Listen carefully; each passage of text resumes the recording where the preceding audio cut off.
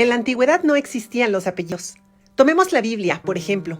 A los personajes del Antiguo y Nuevo Testamento se les conocía por su nombre. Abraham, Moisés, Pedro, Juan, Mateo, Jesús, María y José.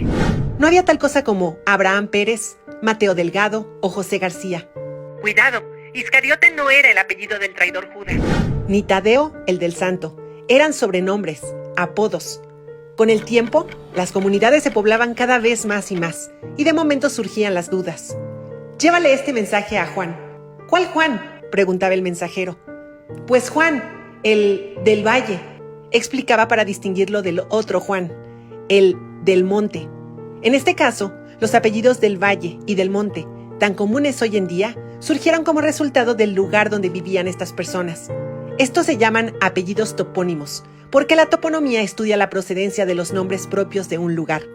En esta misma categoría están los apellidos Arroyo, Canales, Costa, Cuevas, Peña, Prado, Rivera, que hacen referencia A algún accidente geográfico. y Ávila, Burgos, Logroño, Madrid, Toledo. Que provienen de una ciudad en España. Otros apellidos se originan de alguna peculiaridad arquitectónica, con la que se relacionaba a una persona. Si tu antepasado vivía cerca de varias torres, o a unos pasos de unas fuentes, o detrás de una iglesia, o al cruzar un puente, o era dueño de varios palacios, pues ahora entiendes el porqué de los apellidos torres, fuentes, iglesias, puente y palacios. Es posible que hayas tenido algún ancestro que tuviese algo que ver con la flora y la fauna. Quizás criaba corderos, cosechaba manzanas o tenía una finca de ganado.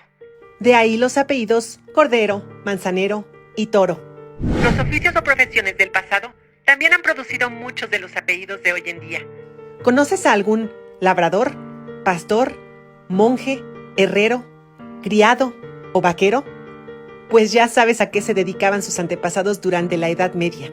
Otra manera de crear apellidos era a base de alguna característica física, o un rasgo de su personalidad, o de un estado civil.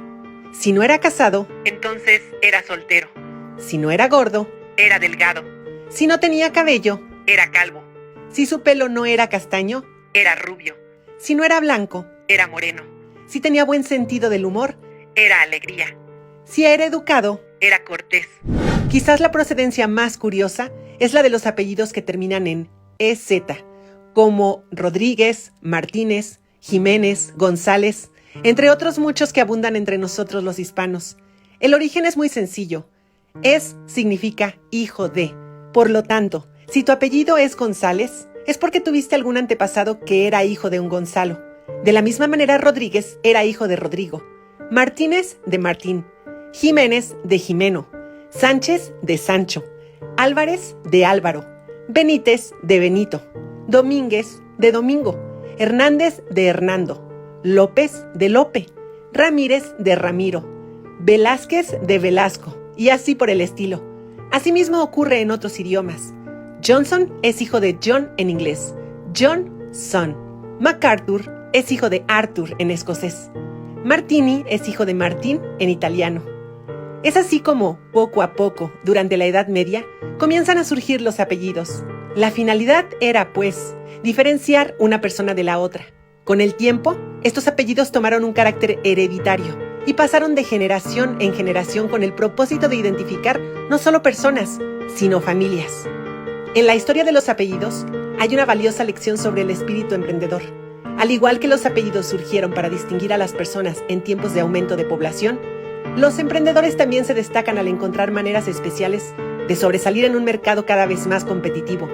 Así como los apellidos se transmiten de una generación a otra para identificar a las familias, los emprendedores construyen legados duraderos al dejar su huella en el mundo de los negocios.